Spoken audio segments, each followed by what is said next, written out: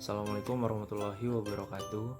Kami dari kelompok 16 akan mempresentasikan tentang hasil diskusi kami yang berjudul energi batubara. Sebelum melakukan presentasi, kami akan memperkenalkan anggota kelompok kami terlebih dahulu. Yang pertama ada Dimas Adi Surya dengan NIM 1023-20032. Dan yang kedua ada Zikri Ahmad Muzaki dengan NIM 1023-20083. Dan yang ketiga ada Muhammad Raka APM dengan NIM 1023-20022. Dan yang terakhir ada saya sendiri, Muhammad Raka Bimo Nugroho dengan NIM 1023-20080. Pendahuluan. Batu bara saat ini mewakili sekitar 70% dari sumber daya bahan bakar fosil dunia yang terbukti. Tenaga listrik dari batu bara sebagian besar dihasilkan di pembangkit listrik berbahan bakar batu bara bubuk. Pembangkit listrik berbahan batu bara bubuk modern mencapai efisiensi sekitar 38 hingga 40%, yang beroperasi pada 250 hingga 300 bar, dan pada suhu maksimalnya 550 hingga 570 derajat Celcius. Permintaan energi yang meningkat di negara-negara berkembang bersama dengan kebutuhan pengurangan yang signifikan dalam emisi gas rumah kaca adalah tugas yang menentang dari kebijakan energi di masa depan. Di satu sisi, batu bara bukanlah sumber yang seragam karena komposisinya yang sangat bervariasi. Hal ini mempersulit pencapaian standarisasi teknologi canggih yang bisa sangat sensitif terhadap bahan bakar yang digunakan. Di sisi lain, pembakaran batu bara secara struktural menghasilkan lebih banyak polutan daripada bahan bakar fosil lainnya, karena sebagian besar batu bara mengandung karbon dan belerang. Sebagian komponen reaktif tetap sangat sedikit hidrogennya. Selanjutnya ada evolusi teknologi batu bara dan perspektifnya. Dari tabel di atas, kita tahu bahwa energi di seluruh dunia dan sebagian besar konsumsi listrik diproyeksikan naik.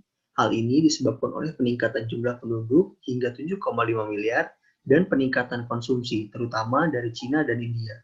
Batu bara menawarkan sumber daya energi fosil yang tersebar luas dan berlimpah, tersedia dengan harga yang stabil dari banyak pemasok internasional dan akan terus memainkan peran penting dalam kapasitas pembangkit baru, jika keamanan dan keragaman pasokan tetap fundamental. Bahkan, jika batu bara tidak mewakili solusi jangka panjang untuk masalah energi, batu bara dapat menjadi elemen strategis dalam jangka menengah untuk pembangunan negara-negara miskin dan untuk mempertahankan tingkat kesejahteraan yang dapat diterima orang lain. Dari tabel 2 berisi data tentang beberapa pembangkit listrik tenaga batu bara yang dibangun di seluruh dunia. Selama paruh kedua abad ke-20, standar hari ini diwakilkan oleh parameter tabel 3 dengan ukuran tipikal pembangkit listrik adalah 700 sampai 1000 MW. Kemudian batu bara bersih dan kotor. Batu bara adalah kisi kimia kompleks dari karbon, hidrogen, dan lusinan elemen jejak. Saat dibakar, beberapa elemen ini seperti sulfur, nitrogen, dan merkuri diubah menjadi bentuk kimiawi yang dapat membuat polutan di udara dan air. Karbon, yang merupakan penyusun utama, bergabung dengan oksigen selama pembakaran untuk membentuk karbon dioksida yang telah diidentifikasi sebagai penyumbang utama pemanasan global.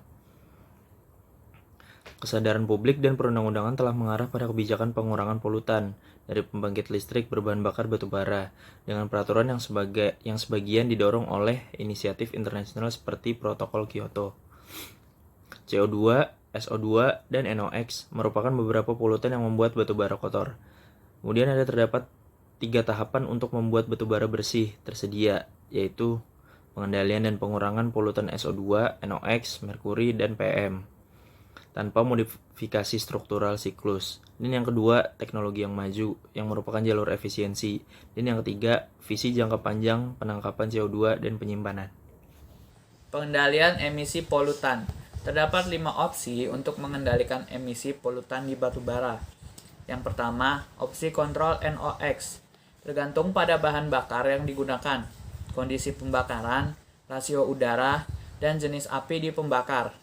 Sejumlah besar nitrogen oksida dapat diproduksi selama proses pembakaran.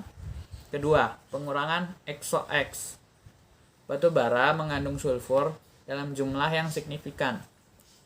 Saat dibakar, sekitar 95% atau bahkan lebih belerang diubah menjadi belerang dioksida. Belerang dioksida dapat dikeluarkan dari gas buang dengan berbagai metode.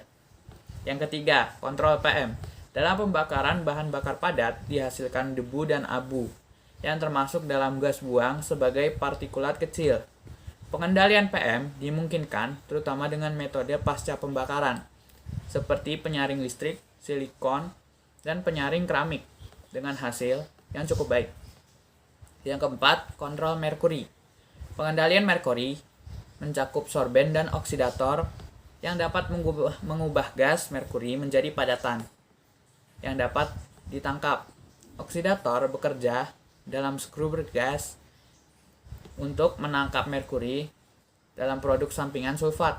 Injeksi sorben adalah teknologi kontrol raksa yang sedang berkembang.